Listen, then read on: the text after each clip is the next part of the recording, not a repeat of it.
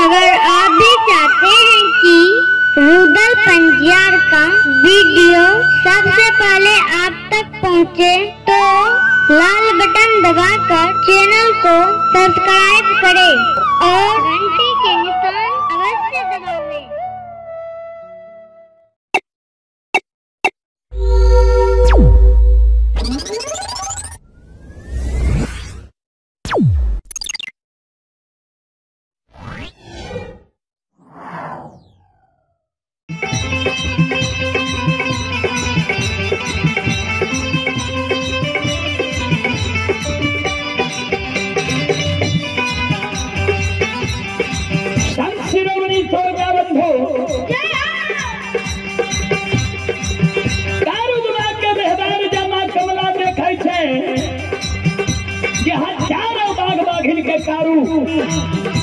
अधरी वन जंगल के दबार के जाए भगा दल के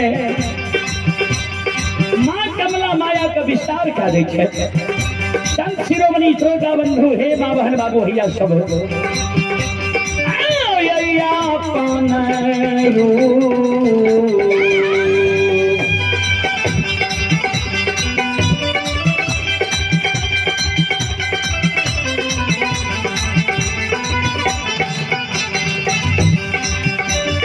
हे माँ कमलायापन है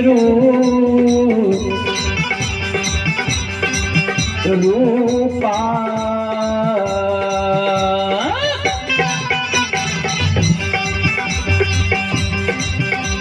आह छोड़े छैये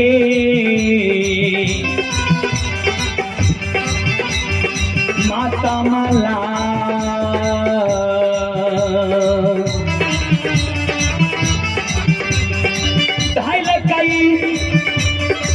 बूढ़िया के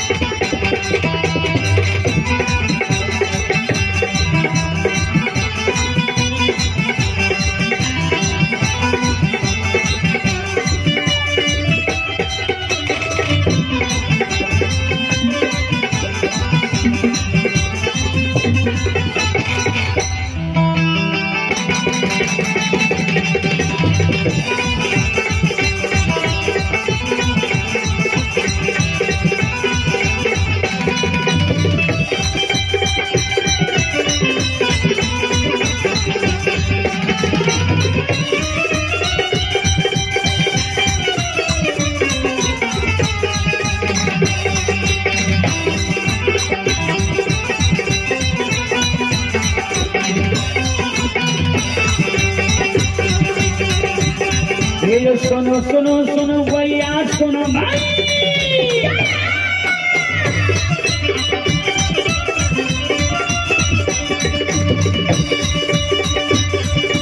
सुनो सुनो सुनो भैया सुनो भाई योगा भैया बजा भैया सुनो भाई आइए माँ बहना ये बिहार के सुनबे,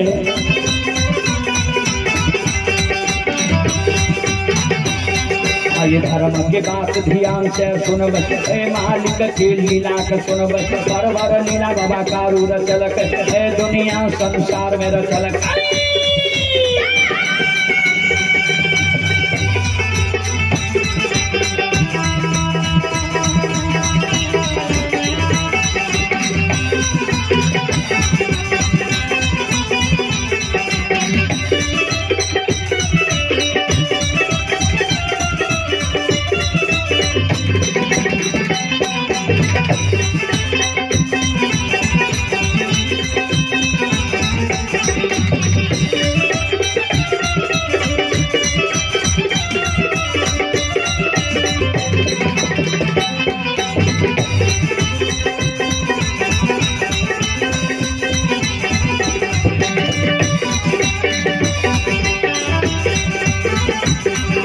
भागत के बेर भगवती क्या सुमरा,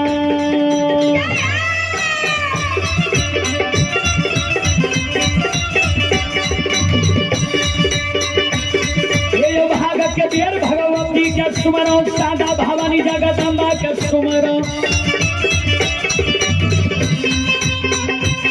ये ज्ञान देवैया गुरु बाबा के सुमरो,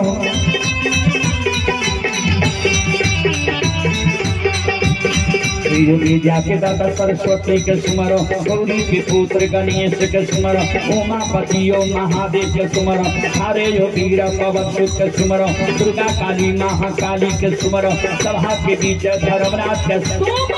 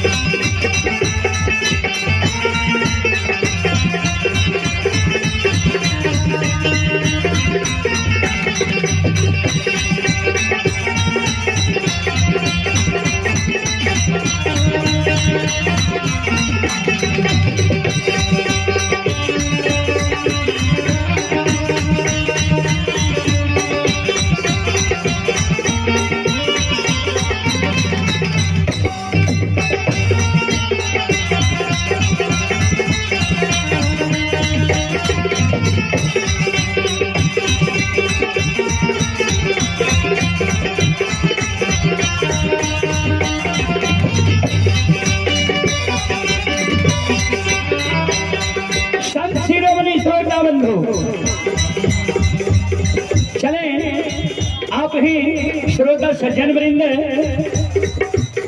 ये अरविंद कुमार सन्नी कुमार पिता विनोद यादव ग्राम कंजरी के निवासी हैं, जिला खगड़िया के ओर से शानदार 51 रुपए की पुरस्कार है। और आप ही पवन कुमार पिता राजन है, ये रजन शाह ग्राम कंजरी जिला खगड़िया, श्रद्धालु की ओर से शानदार 51 रुपए की पुरस्कार है।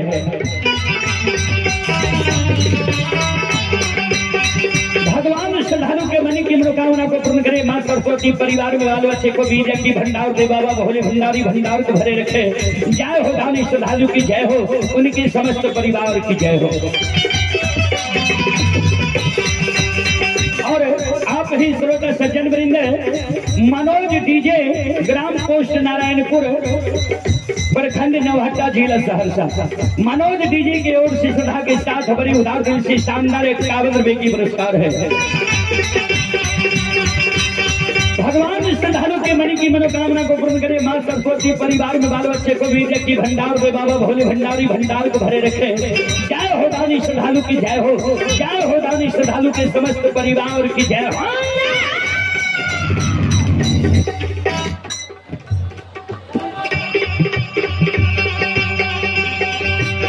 हे हो भला बाबा भंडार का भरिए दी।